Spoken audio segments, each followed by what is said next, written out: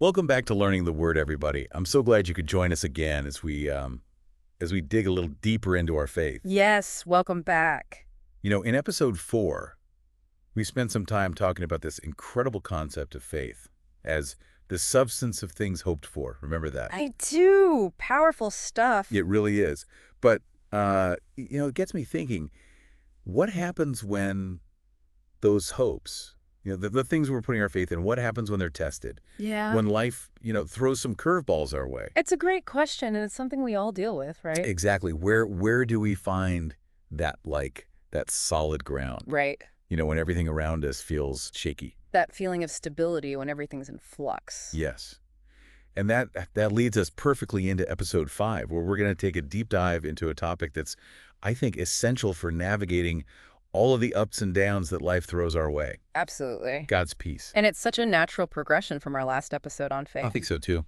Because, we build this foundation of trust in something bigger than ourselves, something we can't see. Yes. And from that place of faith, we can begin to experience a peace that the world just can't offer. It's a different kind of peace, isn't it? It really is.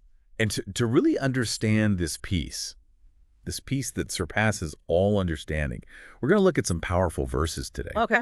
We've got John 14.27, Isaiah 26.3, and Philippians 4.7. Great verses, some of my favorites. Me too.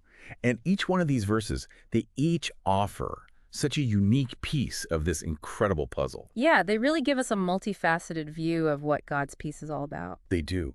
So as we go through these verses, I'm hoping that we'll start to see how this peace, this specific peace that Jesus promises, it's not about the absence of problems, right? It's not about everything just magically going perfectly in our lives.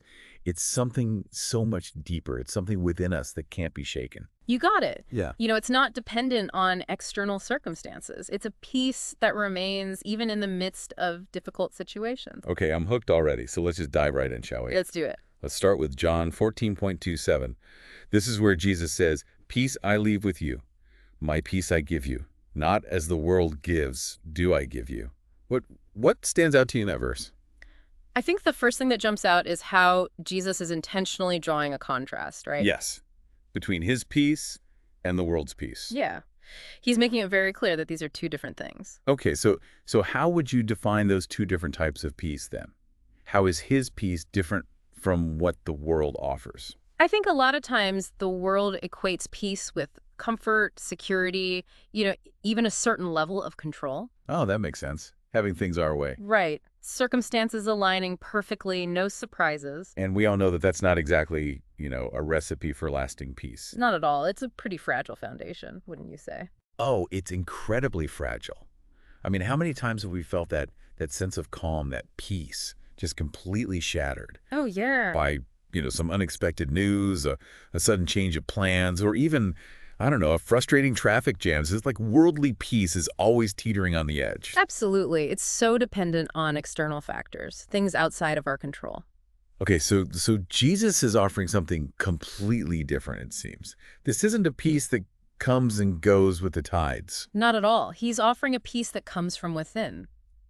It's anchored in our relationship with him, not in our circumstances. So it's like this inner sanctuary, like Yeah. a deep calm at the center of a storm, That's a beautiful way to put it. regardless of what's happening around us. Exactly. And it's a peace that can feel almost paradoxical at times. Especially when we're facing, big challenges, things that would normally completely steal our peace. Right. You'd think in those moments peace would be the last thing on our minds. But that's where the power of God's peace really shines through. Okay, so how do we tap into this? It sounds kind of supernatural, to be honest. It is supernatural. Most of us aren't exactly walking around, in a constant state of Zen-like tranquility. That's true. But it is accessible to us. Okay, so how?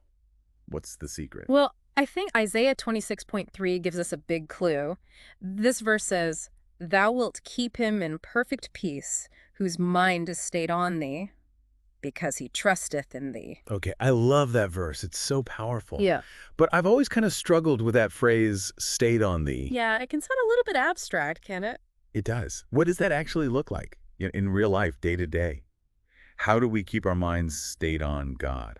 That's a great question. For me, it's about making a conscious choice about where I focus my attention. Right. What I allow to dominate my thoughts. So Choosing to think about God even when things are tough. Yes, and especially when things are tough. It's about cultivating this mindset of trust, even when I don't understand what's happening. It's like choosing faith over fear. Absolutely. It's about remembering God's promises and holding on to them, even when our circumstances seem to contradict them. That makes me think of a ship's anchor. Oh, tell me more. You've got this huge ship, and it's in the middle of a raging storm, and the waves are crashing against it, and the wind is howling. I can picture it. But it's that anchor that keeps the ship from being tossed around. Keeps it grounded. Yes, it keeps it from being completely swept away. Powerful image. So our trust in God, our focus on His promises, those become our anchor. They're what keep us steady when everything around us feels like it's falling apart. I love that analogy, and it really highlights the fact that we have a choice in how we respond to the storms of life. Oh, absolutely. We always have a choice. We can get swept up in the worry and the fear, or we can choose to fix our minds on God, on the one who holds it all together.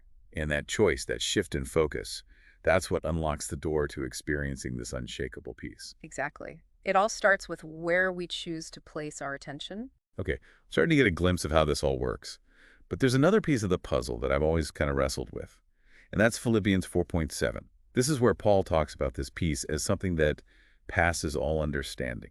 Now, to be honest, I've always kind of tripped up on that phrase, passes all understanding. It's a bit mind-boggling, isn't it? It is. It sounds like a paradox, almost. It does. How can peace be beyond our understanding? Does that mean we just ignore our problems? Just pretend everything's fine? That's a great question, and I think it gets at the heart of what makes God's peace so unique. You see, it doesn't require us to deny reality. We don't have to suppress our emotions or pretend that everything is okay when it's not. So we can acknowledge the struggle. Absolutely. In fact, this peace often coexists with very real struggles, with pain and uncertainty. But it's this deep inner knowing, this unwavering sense of God's presence that allows us to experience calm in the midst of chaos. So we can be going through something really difficult, something heartbreaking even, and still experience this sense of peace. That's the amazing thing about God's peace. It's not dependent on our circumstances. Now that you mention it, I think I have experienced moments like that. Like, where logically I shouldn't be feeling peace, but there it is. I think we've all had those moments. I remember when brief, relevant personal anecdote, if possible, that illustrates experiencing peace amidst difficulty. Looking back, it doesn't make any logical sense. Right. Right. But there was this overwhelming peace, this feeling that everything would be okay, even though I didn't have all the answers. And that, I believe, is a glimpse of what it means to tap into this peace that transcends our understanding. It's not about having a perfectly clear roadmap for our lives. It's about trusting the one who holds the map. It's that surrender, isn't it? Surrendering control. That's when it all seems to click into place. It's in those moments when we let go of the need to figure everything out, when we acknowledge that we don't have all the answers. That's when we open ourselves up to experiencing this amazing peace. It's about trusting the process, trusting God's plan, even when we can't see the whole picture. And I think so often we get flustered when things don't go according to our meticulously crafted plans. Right. We want to be in control. We know best. Exactly. Mm. But what if we tried to view those disruptions, those detours, those things that throw us off course, what if we tried to view those as opportunities instead? Opportunities for growth, for Yeah. redirection. Yeah. What if those are actually God's way of, redirecting us, refining our path? Or even protecting us from something we can't see. Exactly. Protecting us from something we can't see. So it's really about surrendering to the bigger picture, isn't it? It is. It's trusting that even when we can't see it, Yeah. God is working everything together for our good. Trusting that He has a plan, even when we can't see it. So for everyone listening, here's the takeaway. God's peace, this peace that we've been talking about, it's not some elusive state that's reserved for a select few. Right. It's not just for the super spiritual. It's not. It's an invitation. It's a gift that is freely offered to each and every one of us. Yeah. But it does require our active participation, right? It does. It's not something that just falls into our laps. We have to cultivate it. We have to be intentional about pursuing it. We do. We have to cultivate that mindset of trust and choose where we fix our attention. And let go of our need to control every little detail. Let go. Surrender. Surrender to the one who knows the way. It's a journey. So as you go about your week, I want to leave you with this question. What area of your life feels the most chaotic or unsettling to you right now? Yeah, that's a good one. That area that's causing you the most stress, the most anxiety. Where do you feel the least peaceful? Exactly. And what would it look like to bring that area before God? To shift your focus from the worry to His promises. How might that change your perspective and allow you to experience a deeper sense of His peace? It's a powerful exercise. Just bring those areas to God and surrendering them to Him and watching as He begins to work in those areas, bringing His peace into the chaos. I think that's a perfect place to wrap up our deep dive into God's peace. Thank you for joining us on this journey. It was such a great discussion. And thank you to everyone for listening. We'll see you next time on Learning the Word. See you next time.